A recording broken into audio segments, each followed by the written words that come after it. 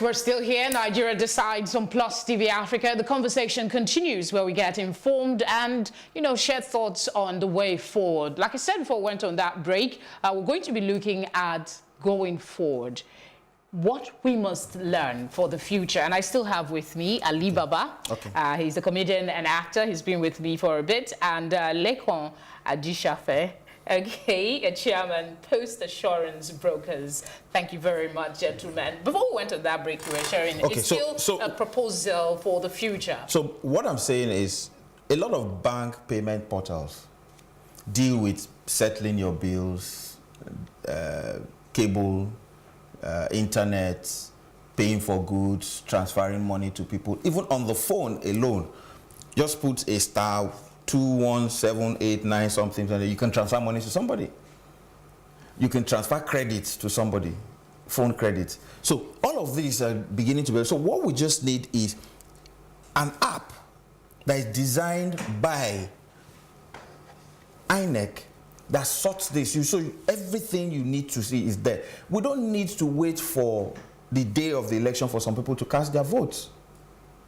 You can cast your vote, and it will only be revealed when the votes have been counted. Experts, security experts, IT experts, acknowledge his concern that these systems are prone to, first of all, manipulation. We have the case in America of the election accusation fraud against Russia. Yes. So these are some of the challenges. But then it leaves the telltale signs. You can follow the track. You can know who did that and who did what.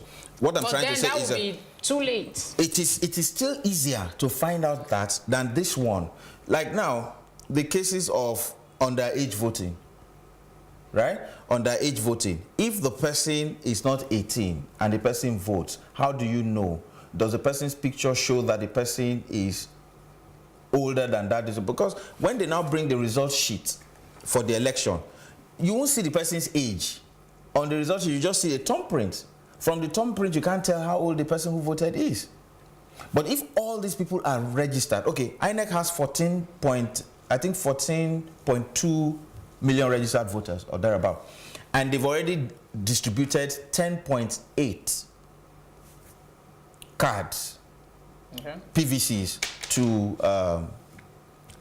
10.8 PVCs to voters.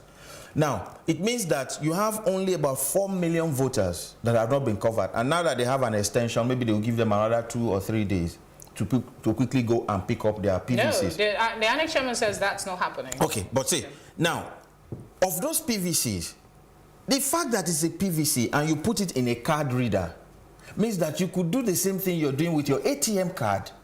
With the PVC. You're moving like light years away from all of us, but it is a very good futuristic proposal. You can do it in 4 years. We need to evolve. INEC can plan it in 4 years, and if they do plan it in 4 years, it will cut down their budget of 290 billion to about 150 billion.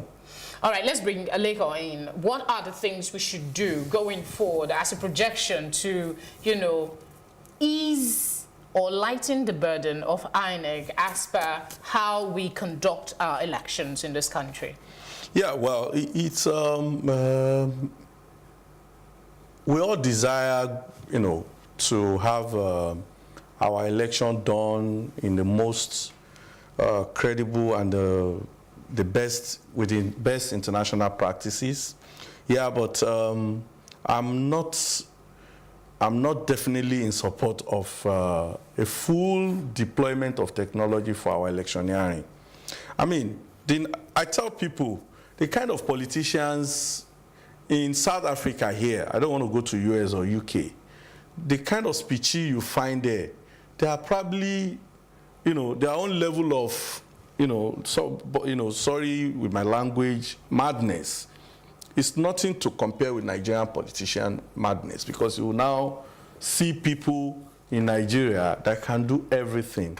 I'm in the business of insurance. I'm aware there is a cyber attack insurance which we sell now. In fact, some Nigerian banks that have a very aggressive deployment of technology in running their businesses have been buying that risk. You find some oil multinationals actually bought into those policies. Why? Because there's a risk in that. We've seen an elections all over the world now, in the the Western world, you see elections being attacked, by these, cyber, warmongers, because they are there. So away from that, what are the projections, away from what about that technology revolution? This is what we can do. We can actually put this thing in projections. We can plan. I agree with the planning thing in phases, okay? INEC can look at all the processes. The one that can be computerized should be computerized. The card reader initiative is one of the most wonderful initiatives, Nigeria has ever, brought on board into their electioneering. And you can see how that has reduced, drastically the cases of, electoral fraud and all that. So, I mean, things like that can actually be looked into. We've done that successfully in the areas of the card reader, in capturing the voters' data and printing it out in a card that can go under a chip that can be read. So that is fine. Then we can now look at the processes. Why can't we adopt a process? I mean, we have bigger logistic firms in the world, FedEx, DHL. How is it possible for them to circulate millions of, parcels all over the world within timelines in a day? You can go in and study how they manage the process. What INEC is doing largely is logistic. It's nothing more than that. Okay. So logistic can actually be streamlined. You can actually look into some of those areas. I don't know the details of all those they are, programs. Looking ahead, it is that our expectations should be one where INEC is their responsibility is made easier. One, you go to airports these days and you can self-check in. You just get there. Instead of go on a queue, you walk into a place and self-check in. And then delivery of cards, long before elections. We should be able to begin to deliver cards to people. Work with organizations. You call the person and say, are you at home? You collect your card now? The person collects the card. I even do that through NIPOS. Yes, you do that. And then so you can deliver cards a year before elections. So that the people who then get of age before the elections within a 6 months window can then go and be the ones that are applying to get it, because you've delivered all through the year, you've delivered the cards. Then we can also work towards having social security numbers linked with our cards. Once your social security number is linked with your card, you cannot be 18. You cannot be 12 and want to vote 18. Then the final one is a single data point. This one that BVN is somewhere, your passport details is somewhere else, your driver's license details somewhere. If we have a unified data system, it will make the work of INEC easier. Do you think, considering the way we are Nigerian, the level of infrastructure that we have, the political will, so to say, in quote, do you think we are close to getting a data bank for Nigerians, like a birth register, a debt register, stuff like that, that can enhance our calculation and our logistics planning for the future? We're not ready. We're not ready, because the thing is that speculation is the best tool for politicians these days. Now we're dancing between 180 million people to 200 million people. So if you don't know the number of people you have in a country, how do you plan? So you have that problem. On the other hand, toll gates now are not physical toll gates. You have a sticker in your car. As you drive past some places in Dubai, you are charged. On your dashboard, it just shows that a toll has been collected from money that you've deposited before. That is what we should move up to.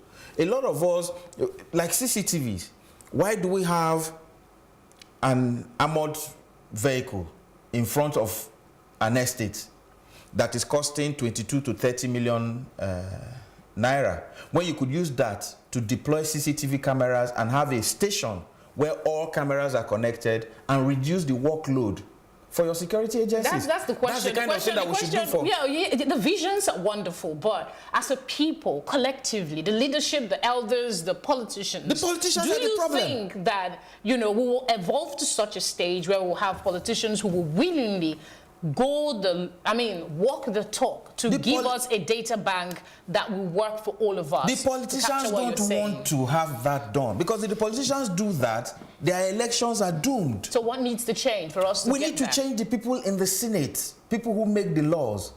That's why, okay, in the Senate, somebody walks in, takes a maize, and runs off, right? And it's okay. It's definitely not okay. No. Okay, then you have someone who takes a maize, who is a member of the House, takes a maize and rams it straight on the head of another member of the House. And he's still in the House. Unfortunate. So these are some of the things. And then you have a case of when somebody says, where did you get your money from? They say, why are you asking where the person got his money from? When your salary should not have justified that. Until some of this, the constitution were running. You know what? It is hard for politicians to amend the constitution. If we were in a military regime, the military will not call anybody's opinion. They just call some certain legal luminaries who are constitutional lawyers and say, tinker with this constitution and bring it. They'll sign it and put it into law. Which are the constitutions that we're using now? The ones that were made by the military is what is running this country. Well, we certainly hope that never happens again. With the way they're going, we certainly hope we will not go back to, we will not retrogress, we will progress. Okay, progressing in this conversation, let's talk about violence associated with election. Projection-wise, looking at the future, we've had the cases of fire, just weeks, days to the election. And in the case of Akwa Ibom, we just heard, this happened on Friday. The INEC rec there came out on a press conference on Saturday, which would have been, which would have been the day of the election. We have pockets of violence. In Ebonyi State, I heard there was a bit of a protest as per election materials and stuff like that. So how can we, going forward, box in these sporadic cases of violence in the run-up to the election, or possibly get our security agencies to preempt some of these intelligence gathering, enhance intelligence gathering to help us deal with some of these issues? Okay, so this is my take, yeah? Our security agencies have always displayed these inefficiencies. partisanship. Yes, so time and time again. So we cannot rely on them. So take that out of the box. But we can't. I'm not going to take it out of the box. The reason I will not take it out of the box because our security is dependent on them. Yes, we have a lot of issues. Can't we change that scenario in the military so that it can, have the ripple effect? Because if we say we can't take them out, how can we take them out? So when I say take them out, I don't mean that they are not going to still be there to do their role or whatever. They're there, but don't expect too much from them. You see, the problem in Nigeria is this. For us to have the peace in this country, the politicians themselves must decide that there must be a Nigeria. There must be a one nation after this election. If they don't decide, if they want to do it in a way that if I don't get this thing, then the country should go on fire, well, sorry, that is what we're going to get. Let me tell you the truth. This thing has been a recurrent decimal. We had it 2011, we had it 2015, 2019. The only thing you can see is an heightened test. I mean, what is what we're looking at is a projection of positivity. Like, how can we? This is the way you can curtail it. Like, I wanted to submit on that. Politicians must be. See, it's not enough to sign a non-violence accord or peace accord. So let us still find some people that can speak to their conscience. Thank God we still have we have a space of another few days before the election. Let there be, now that there's no campaign, according to INEC, let there be what I call rigorous,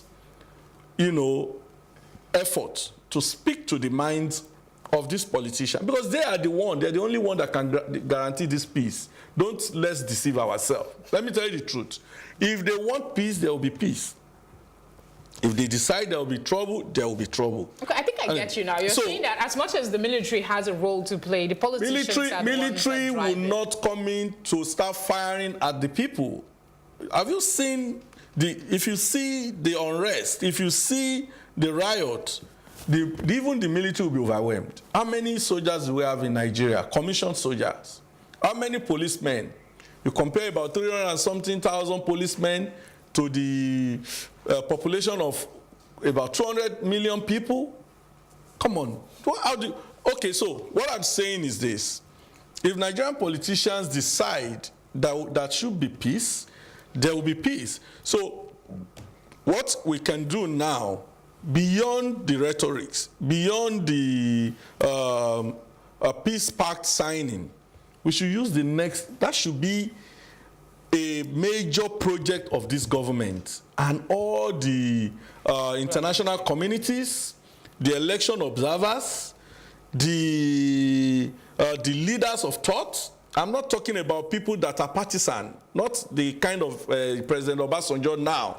You should find the people like General Abdulsalam to come on board, General Gowon, those that are still alive that can speak to them. They should start talking to them now to say, look, this time around, we want peace. Whoever wins should be allowed to rule for the next 4 years. Whoever loses should go home and try again.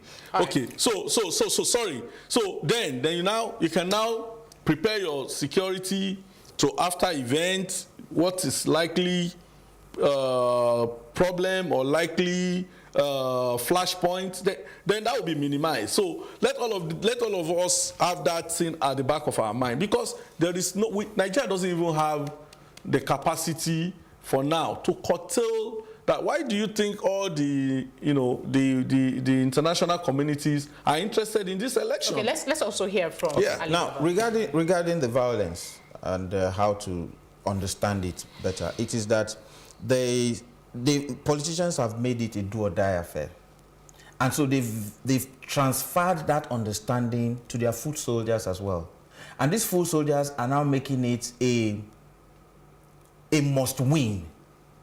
Don't forget that the reason some of these people behave like this is that some of them are not educated. A lot of these people are street urchins, people who have no jobs and are just easy picks, which is why the same crowd that goes to PDP campaign grounds will go to APC campaign grounds, because all they want is just something to eat. Which also explains when it gets to the time that you campaign and you go to the electorates and you pitch your manifesto and programs to them. Some of them, just like the ones that told Feladro to give us money, leave this Oyibo that you are speaking, give us money. So that needs to be done. And this is the absence of consequences is why people still carry ballot boxes and run. Because if these people who carry ballot boxes can be identified and thrown into jail, any other person who wants to do it knows that there are consequences to that. Not having a database, again, is another reason why violence continues. And politics is now a business. So somebody who, look at it now, you get somebody who is just maybe an ordinary banker. He joins politics. And when he was an ordinary banker, he was living in a 2-bedroom flat. In another 2 years of being in politics, he's opened a mansion in his village and built another one in Abuja, and is working on the 3rd in Lagos. What it will mean is any other person who sees him will say, we'll die here. That is what brings all the violence in politics. And the people who then fight and kill themselves are not the children or the people who are instigating them to go and fight. Because the children or the people instigating them to go and fight are somewhere in Canada and the UK and somewhere in Europe chilling.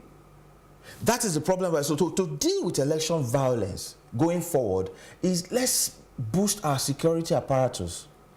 Let's begin to make sure that every Nigerian is accounted for. So when a policeman stops you, he can check your biodata and know that you are the one that did this. These days you find policemen go into a crime scene.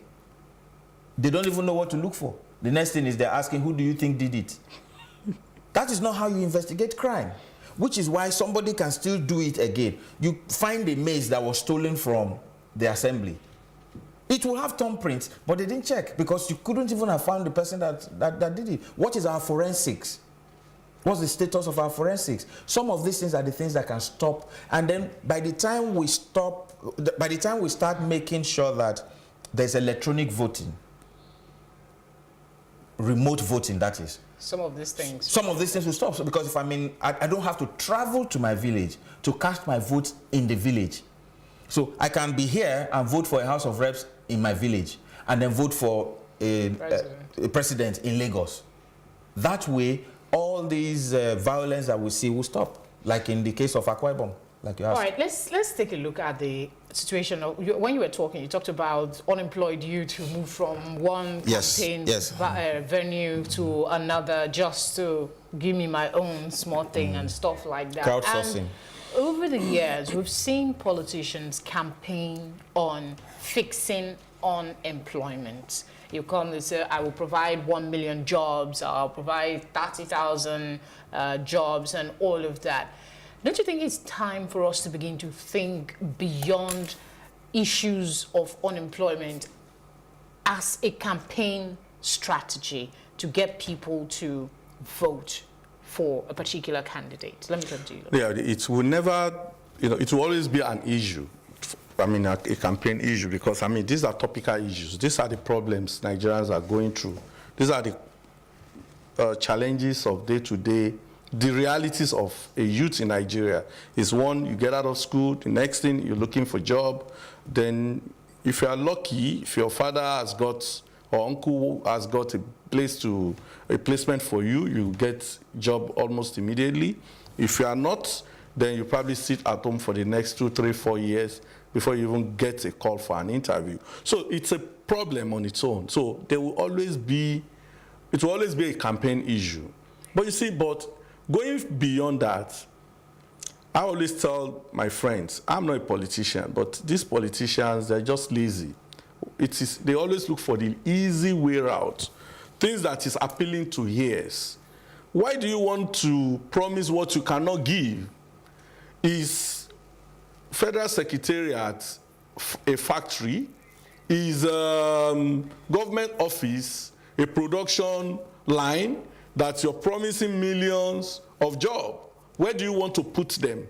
That's even what we were having a conversation before we got into the studio, right in the office there, where some people are just, they're just idle in those government offices, contributing nothing. Yet, they're looking for what I call pension, promotions, and so on and so forth. And these are the people that will eventually throw spanner into all the programs, all the good intentions of government. The best government can do, actually, to enhance economy, to grow, to create jobs, is to look at the current existing, things that are hindering businesses. Focus on the private sector. That's why I will always give kudos to this presidential ease of doing business. They've done fantastically well. I have a friend, lives in the US. He called me, we've been talking about this, setting up something in Nigeria and all that. And he'll be like, so to do CAC, I have to come to Nigeria. Well, for years, it's been on that, because I'm aware we had that conversation regularly. I said, well, I think that's the only way you can do it, except you want them to do it for you in proxy. And if they do it for you in proxy, you sign some of those papers, you send it to Lagos, then now you have to do your tax, you have to do all that. But now, he told me the last time, said he's actually completed his registration online. I said, oh, really? I've never tested. Maybe I don't have a reason to do that, because I live here. But he's living in the US. He told me that's a testimony. And on that alone, for that singular effort of the government, I learned Nigeria has been able to move about 4 spaces, on the corruption index. No, the ease of doing business. Ease of doing business. The corruption index is another thing. Yeah. All right? Ease of doing business. Those are the things government should do. They should sit down. They know what to do. They know those punch lines to punch. They know those critical areas they can touch that can actually create that catalyst that will help the private sector, help the businessmen to be able to create jobs. You cannot just promise something that you don't even have capacity to provide. You are not, you are not into a production line. So how do you create jobs? How do you give employment? We have 2 minutes. Yeah, so yes, to that 2 minutes, why can't they look into the entertainment sector? Alibaba is here. These are people they can call together to say, oh, you people, they've always used that also as another campaign tool. Have they taken steps? You must take that step. You must make Let's that get him to effort. also speak on this. Okay, regarding the unemployment. The thing is, the greatest undoing of any society is not to train a workforce. Failure to train or empower a workforce means that you would have unemployable people. So if the people are not educated, whether it's vocational training or otherwise, the people then don't get qualified for jobs. These days, if you plan to organize a recruitment process and you say you are recruiting an accountant, a pharmacist will show up. If you say you're looking for newscasters, stammerers will show up. And then they have hope. Exactly, because they all come, and then when they get there, they'll not tell you, I don't have a job. At least if you are recruiting these people, maybe you can find something, which was what happened with the immigration story. There were Merua who went to get tops and showed up for a job that was, in fact, it was deliberately said for graduates. But they had immigration, so they all showed up. Now, we need the poor or lack of education is one big problem. Because if somebody has a job and the guy is working in a bank, it is hard for you to come to the person and say, let's go and bust pipeline. Because he would think of, man, I have a job.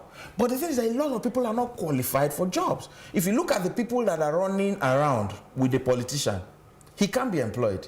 If he's employed, he'll be at his workstation. Okay. Which is why you have the number of people. Then gradually, you need agriculture. Is a big employment avenue. Big. We have arable land everywhere. Whatever you plant will grow.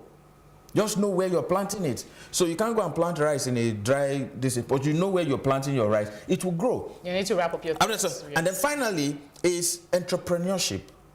Teaching people entrepreneurship. Let them stand on their own. Like these people think that it's campaign when you give people money to start businesses. But people are stealing billions every day and using the same money. So it is also to empower the people who are poor. Because those people who are poor will then have children that they will train. Because the reason we're having a lot more unemployed people is that their parents are unemployed. So they can't get good education. And because they can't get good education, they also join the unemployment. Unfortunately, we just hope that we'll get to a situation where unemployment will not be such a strong campaign point in Nigeria. I'd like to say thank you very much, gentlemen, for coming in. Alibaba, he's a comedian and actor. Thank you very much. And Lekan Ajisafe, Chairman, Post Assurance Brokers. Thank you so much for coming in. Thank you, Felicity. And thank you for watching. Our election studios continues. We'll go for a break for the news. We'll be right back.